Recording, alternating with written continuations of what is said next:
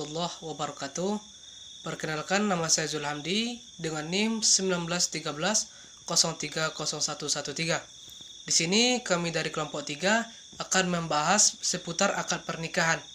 Yang pertama itu adalah sigot. Sigot dalam akad adalah sesuatu yang disandarkan dari dua pihak yang berakad dan menunjukkan atas apa yang di hati keduanya tentang terjadinya suatu akad. Hal ini dapat diketahui melalui ucapan, perbuatan, isyarat, dan tulisan. Dalam sigot nikah terdapat hukum-hukum, diantaranya kesamaan atau kesetaraan suami dengan istri, dalam artian suami adalah seorang yang merdeka, berakhlak mulia, religius, dan jujur. Karena Rasulullah SAW bersabda, jika telah datang kepada kalian orang yang kalian ridhoi akhlaknya dan agamanya, maka nikahkanlah anak kalian, karena jikalau tidak maka akan terjadi fitnah yang besar dan kerusakan di atas bumi. Hadis riwayat Tirmizi. Adapun yang kedua yaitu wakalah atau mewakilkan. Dalam akad nikah, suami boleh mewakilkan akad nikah kepada siapapun, sedangkan calon istri walinya yang akan melangsungkan akad pernikahan. Assalamualaikum warahmatullahi wabarakatuh. Saya Kartika Nafiastuti akan membahas tentang syarat akad. Syarat akad yang pertama ialah ta'yin az-zaujin. Ta'yin az-zaujin menyebutkan secara pasti individu pasangan yang dinikahkan, bukan dengan ungkapan yang membuat ragu. Tidak boleh wali nikah hanya mengatakan, "Saya nikahkan Anda dengan anak saya," padahal ia memiliki banyak anak. Harus disebutkan secara pasti anaknya yang mana yang ia nikahkan dengan menyebutkan namanya. Misalnya dengan mengatakan, "Saya nikahkan Anda dengan anak saya, Aisyah." Kata-kata ini baru sah. Tidak boleh juga sekedar menyebutkan, "Saya nikahkan Anda dengan anak saya yang besar atau yang kecil," yang memungkinkan terjadinya kesalahpahaman.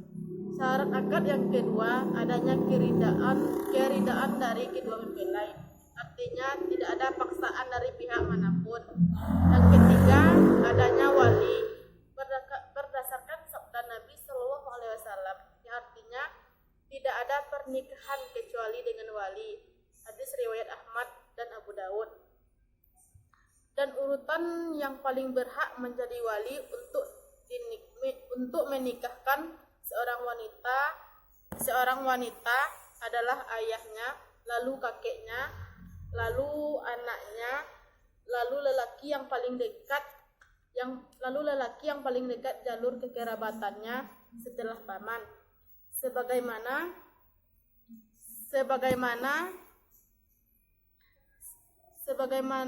yang telah dijelaskan oleh para ulama. Sebagian ulama ada yang lebih mengutamakan anak lelaki yang sudah balik dari seorang perempuan daripada ayahnya untuk menjadi wali. Syarat akad yang keempat adanya saksi. Berdasarkan hadis Imran bin Husain secara marfu yang artinya tidak ada pernikahan kecuali dengan wali dan dua saksi yang adil. Hadis riwayat Ibnu Hibban, Al-Baihaqi dan disahihkan oleh Az-Zahabi. Syarat akad yang kelima tidak terdapat hal yang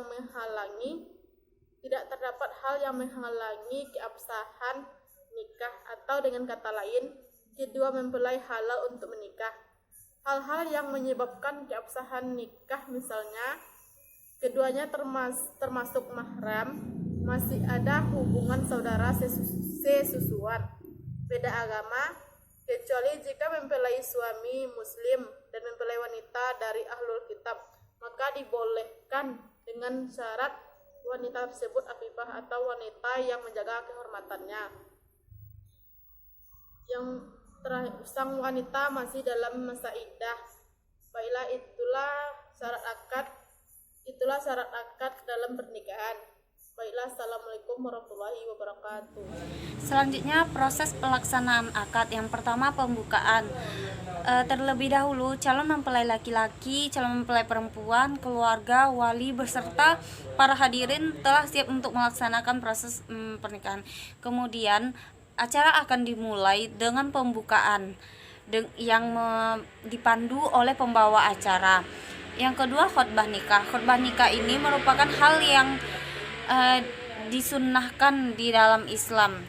Karena sunnah, maka sebisa mungkin harus ada dalam setiap prosesi pernikahan.